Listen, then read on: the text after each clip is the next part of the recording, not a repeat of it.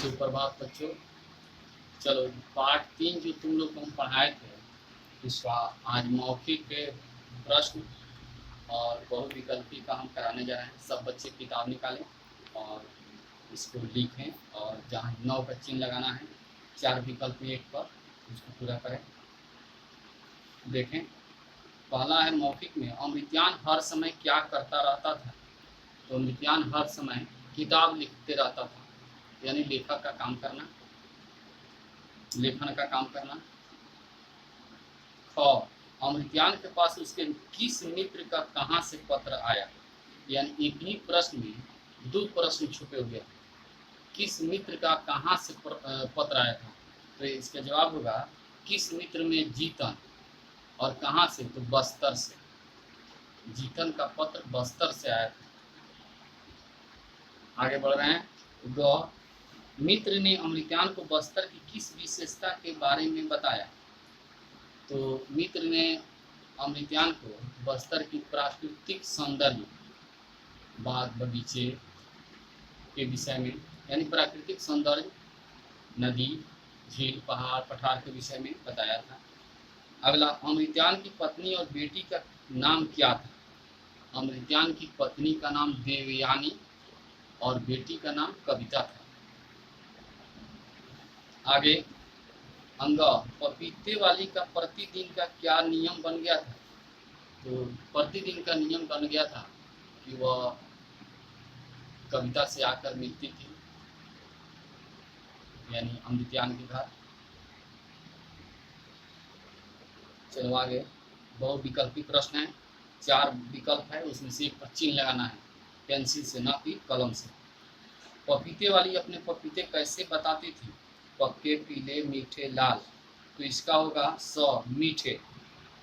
अगला है, पपीते वाली किन्हें पपीते बेचती थी। मंदिर में भक्तों को, स्कूल के बच्चों को, मेले में लोगों को, चिड़ियाघर में बच्चों पक्षियों को। तो इसका होगा स, स्कूल के बच्चों को वह पपीता बेचा करती थी। अगला है, कविता पपीते वाली को कहकर बुलाती थी। बुआ, मौसी, ताई, चाची, मौसी। ब, अगला भ, इसकी कीमत कोई नहीं चुका सकता। मार की, विचार की, सत्कार की, प्यार की। तो इसका जवाब होगा द, प्यार की। अगला है, पपीते वाली का नाम था हरनंदी, आनंदी, कालिंदी, सानंदी, कालिंदी।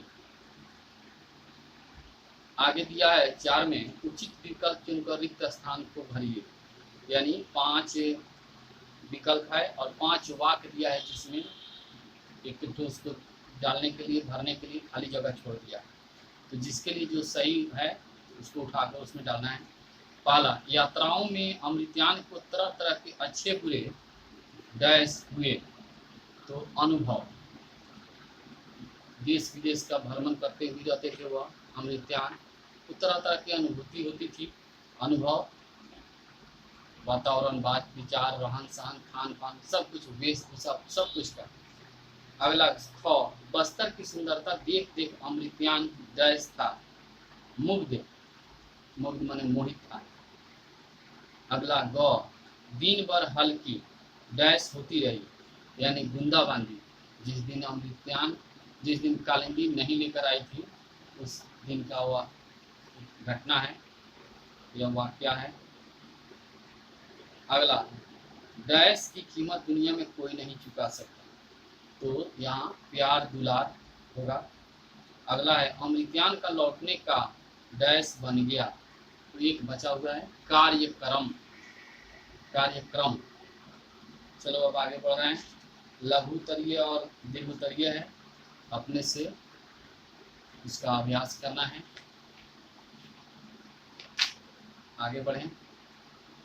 हाँ, दिया है भाषा की समझ से कि नीचे दिए गए शब्दों में से उपसर्ग और मूल शब्द अलग अलग करके लिखी हुई है। तो सबको मालूम है कि उपसर्ग एक छोटा सा शब्दांश है जो किसी मूल शब्द के आगे लगता है और प्रत्यय मूल शब्द के बाद में, और अर्थ बिल्कुल बदल जाता है।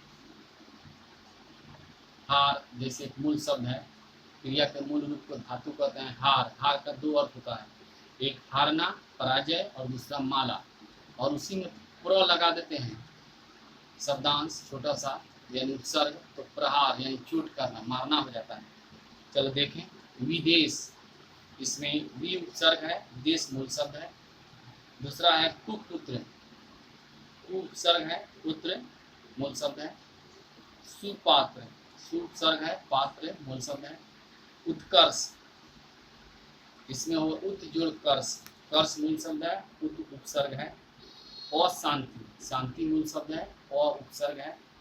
प्रहार, हार मूल शब्द, प्र उपसर्ग। उसके नीचे 2 नंबर में है, इन शब्दों के दो दो पर्यायवाची लिखिए। तो इसको लिखें, बच्चा का, बालक लड़का, ख स्त्री, नारी महिला वनिता, ग बेटी सूता लड़की, भ मित्र का, सखा दोस्त। आगे अंगा है फूल, सुमन परसुन कुसुम, च वन कानन विपिन अरण्य। 3 में से कोई 2 लिखें। आगे है कपड़ा, चीर वस्त्र। इसके आगे है जौ, देश, इसका होगा राष्ट्र मुल्क, हो गया। और इससे आगे बढ़ रहे हैं,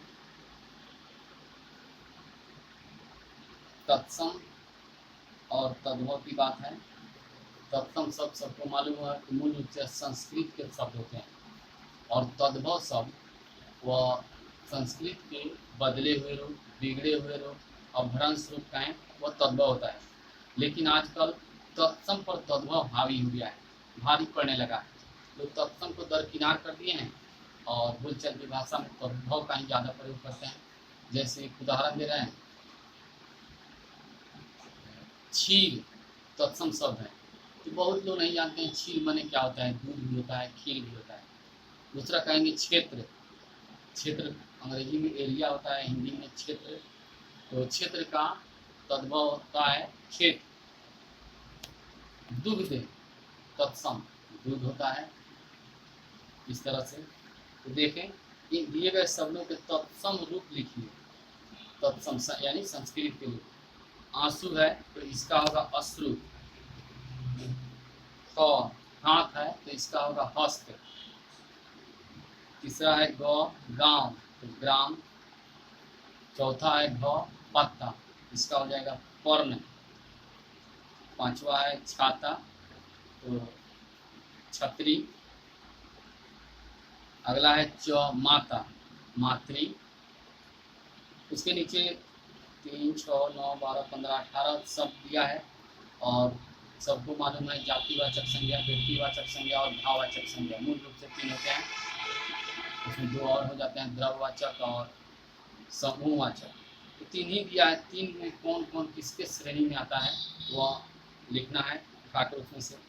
व्यक्तिवाचक जैसे सबको मालूम है, किसी व्यक्ति विशेष, व्यक्ति वस्तु स्थान का भाव पता चले वो व्यक्तिवाचक संज्ञा।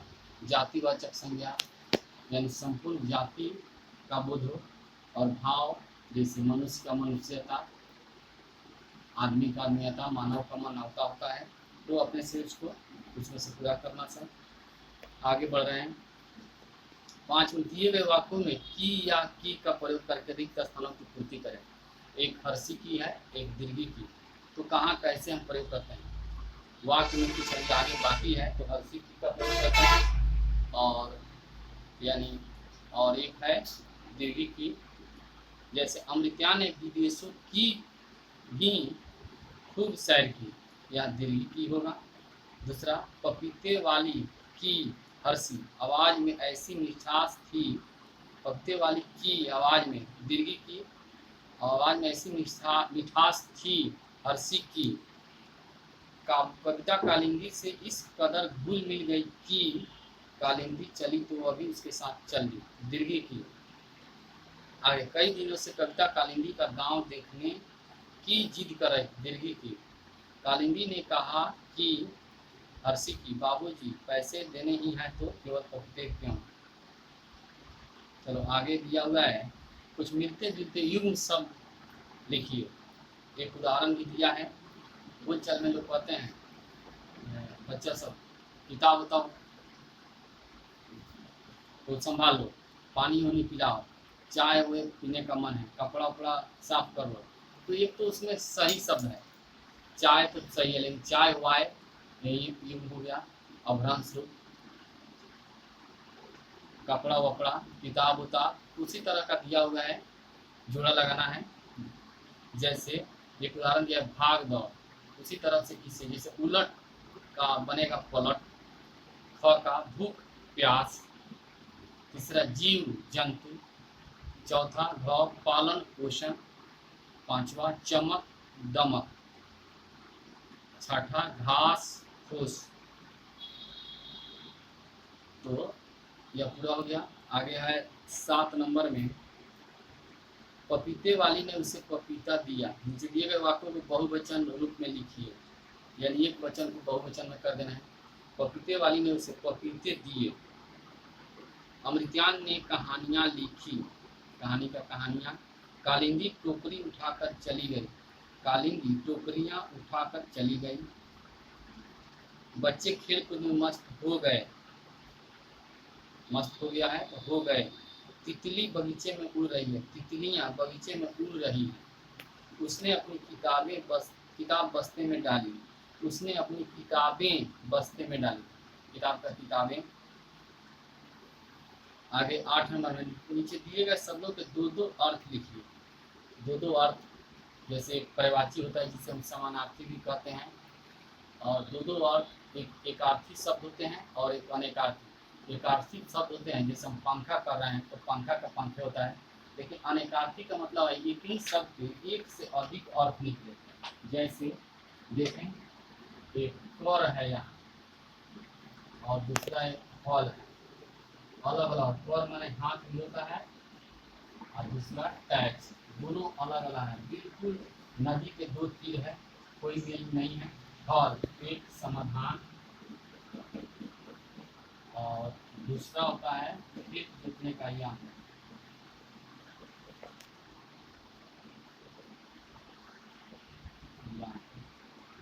इसी तरह अलग अलग लिखना है। देखें, बाट, एक बाट का मतलब है रास्ता, दूसरा तराजू। कल, एक मशीन और एक आने वाला कल, चाहे बीता हुआ कल। कल मशीन का जैसे चापाकल चाहे और सब मशीन। पत्र चिट्ठी और दूसरा पत्ता। घ पानी, पानी का एक जल होता है और एक लज्जा होता है। तो उस समूह आदमी में आँख में बिल्कुल पानी नहीं है, यानी लज्जा शर्म। अगला फल, फल का एक होता है नतीजा रिजल्ट, और दूसरा होता है खाने वाला फल। भेंट, एक चढ़ावा और दूसरा उपहार। हम उनको यह पुस्तक भेंट की, मैंने उपहार में दिए, और उस बकरे का भेंट चढ़ा दिया गया, मैंने बलि दे दिया गया। चलो यह पाठ 3 पूर्ण रूप से समाप्त हो गया। अगले क्लास में अगला पाठ पढ़ाएंगे। ऐसे भी व्याकरण में 4 पाठ की पढ़ाई हो चुकी है, उसमें कुछ नहीं बदला हुआ है, किताब वही है व्याकरण में, उसको अगले क्लास में देखा जाएगा। धन्यवाद।